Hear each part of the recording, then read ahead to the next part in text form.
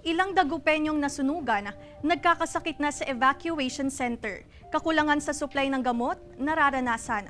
Sundan sa report ni King Guevara.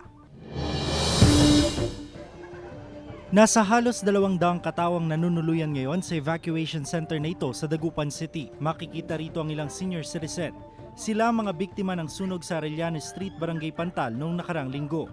Kabilang ang 78 anyos na si Nanay Benita na madalas daw sumpungin ngayon ng sakit na asma. Talaga mahirap.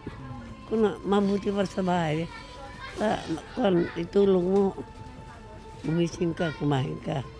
Pero dito mahiya ka rin. Mahirapan ako, basta sumumpong ito, talagang mahirapan ako. Ayon sa City Social Welfare and Development Office, may mga gamot naman umano silang nakahanda kung sakaling kailanganin ng mga evacuee. Pero limitado lamang ito sa mga pangkaraniwang sakit. May nebulizer din umano silang ipinapahiram. May naka-stock po dito na yung mga pang first aid po tulad ng yung mga paracetamol, mga ganun po. Pero pag mga medical na medyo na, we have to coordinate with the city's health office po. Samantala, isang bagong silang na sanggol din ang naidagdag sa bilang ng mga evacuee. Ipinanganak si Baby Richmond kahapon ng umaga at agad na inilipat sa evacuation center. Malusog naman umano ang bata. Tumitigas na po siya dun sa tiyan.